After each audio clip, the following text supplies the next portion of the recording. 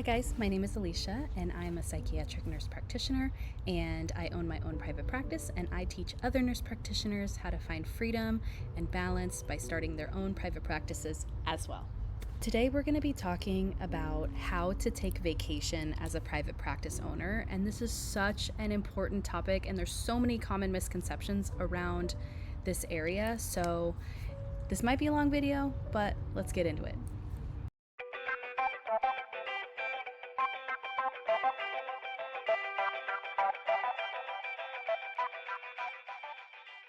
I hope you guys don't mind if there's any background noise around me. I am outside in the practice of taking time away, being outside, being more just in the fresh air and taking more time off, because that was something that I really had to train myself to do when I became a new practice owner.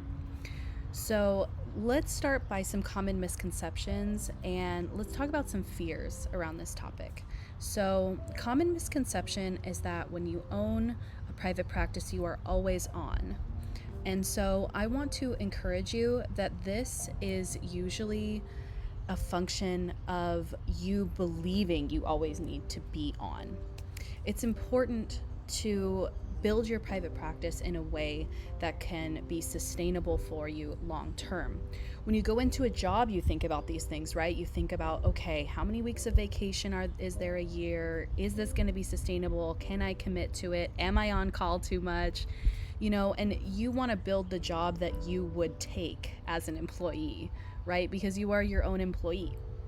So it is very, very important to build boundaries early on so that you're not feeling like you're always on. So build those boundaries, let patients know when they can reach you, how they can reach you. Let them know that for me, I answer emails between 9 to 5, Monday through Friday. Patients know that if they email me Friday night or in the middle of the night, I'm not going to respond. I let people know that when I first see them in that initial consult. And so part of my practice, it is an outpatient practice, and so it is not required that I offer emergency services or urgent care services. I can't do everything. I started off as a solo practitioner practice, and most of you wanting to do this will also. And so let patients know your availability, how and when they can contact you. And then when you want to take time off, you can make some decisions on how you are going to address that. I'm not saying that you have to see patients Monday through Friday, 9 to 5. I see patients 3 days a week, but I answer emails Monday through Friday.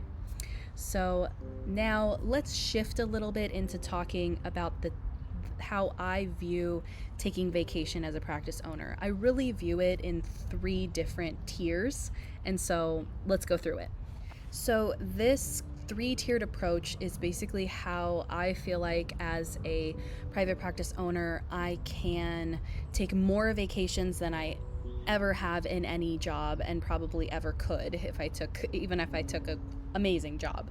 So I want to challenge you to think about building your business around your lifestyle so that it's sustainable, because this is something most people, this is their end game. Like, this is building their practice and working in their practice is hopefully the last job they'll ever have to take/build. So I encourage you to think about it in this 3-tiered approach so that you can take more vacations. So let's talk about level 1 of vacationing. So this is what I like to call the working vacation. This is the best for long-term vacations, or if you are in like a reasonably similar time zone. So long-term vacations or short-term vacations, but also in the same time zone. And basically, one disclaimer I will give is that I own a cash-based practice, so I'm not held down by insurance in this way, but you may want to check with the insurances that you're credentialed with. Some may say that you have to be in one state and your patient has to be one state at the time of service. Some don't have that requirement, and it just matters where the patient is located. So please consult your insurance providers, your malpractice, and even your lawyer if you feel like you need to get this down. So perfect example I will give you of this type of vacation is I have a sibling that lives in the same time zone as me. I can go up with him and spend time with my niece and nephew for a month if I want to. And that would be this kind of level 1 working vacation where basically nothing changes. I'm just in another place enjoying it. So I'm still seeing my patients 3 days a week. I'm still answering my emails. So this is why I call it like a working vacation. But when I'm not seeing patients and not answering emails or whatever, I'm off with, doing whatever. With my family, or even some international places could be a similar time zone. Like um, I was looking into Costa Rica, and that's only an hour off from where I'm at, which is really cool. So things like that is something you can consider as like a longer term working vacation. So this is tier 1 of vacationing. And I'm not recommending that this is every vacation, honestly, because that could encourage people to just work nonstop and never take real time off. So I'm just saying this is tier 1, okay, guys? Let's get into tier 2. This is the slightly still available vacation.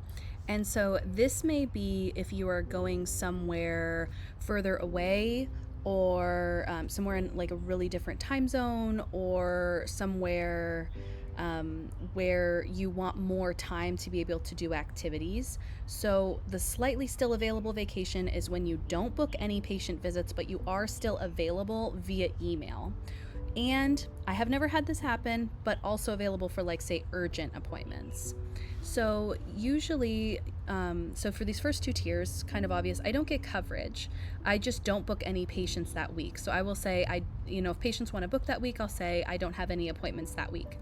This has worked well for shorter term, like if I want to be somewhere else for, say, 7 to 10 days, I can still answer patient emails, submit refills, do whatever I need to do to still be available for my patients, but not actually have to show up on telehealth or anything for appointments. And so this can be really helpful because you don't necessarily have to get coverage. You can still kind of like check your email for 30 minutes in the morning, 30 minutes in the afternoon. That's typically how I do it, and the rest of the time you're having fun and enjoying. However, you still are kind of available, and so I wouldn't recommend that this always be how you vacation either, because you're still to an extent plugged in.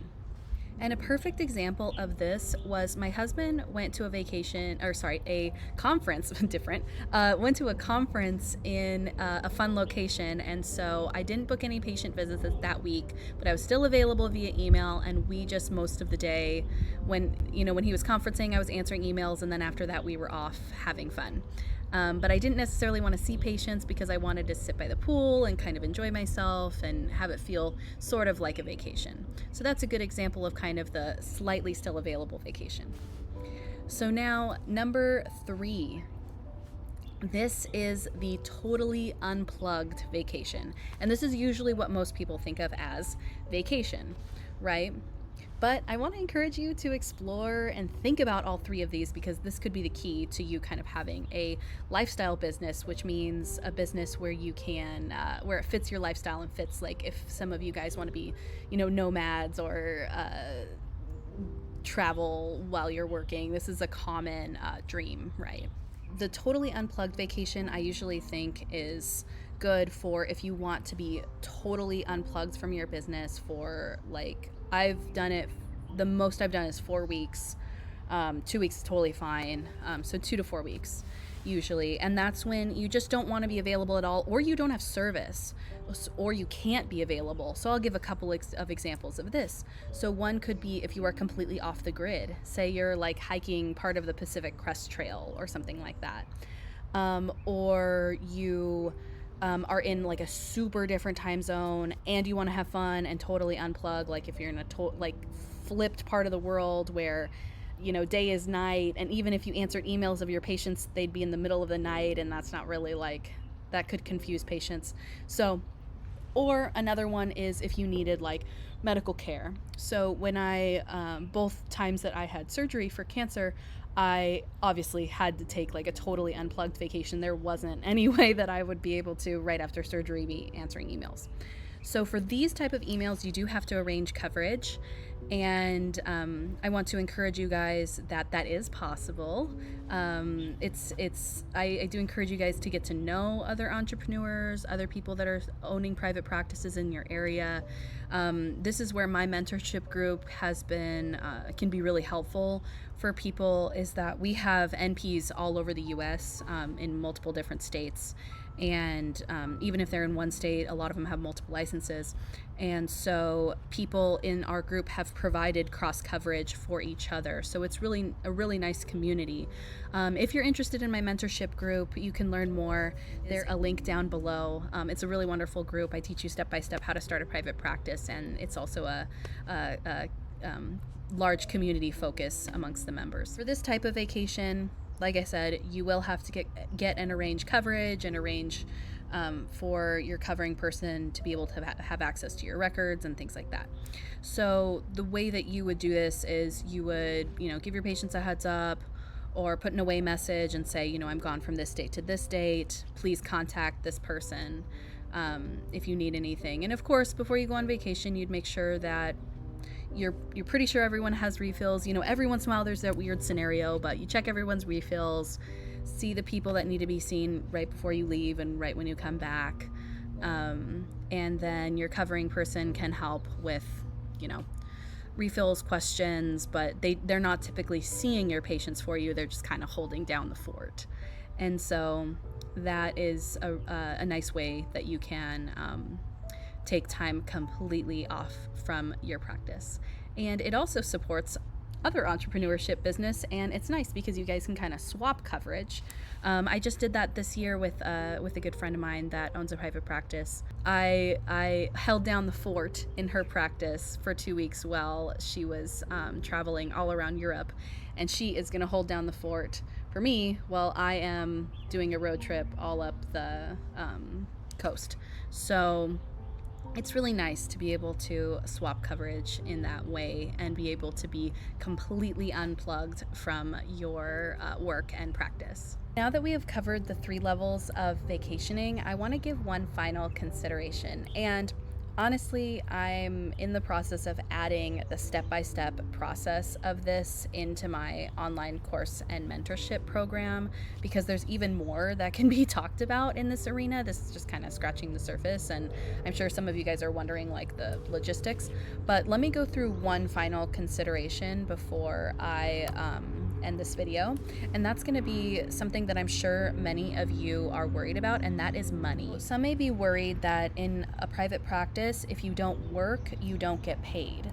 And that is a real consideration. Honestly, I have found, yes, vacation months are a little bit lower, especially if it's most of the month that I'm vacationing. However, I have also found that it's not as low as I think, because I'm kind of cramming people in, like seeing more people than I would the week before and then more people than I would the week after. So it ends up kind of evening out. I will admit there is some loss of income, but honestly, it's worth it. Plan it, save for it, prepare for it.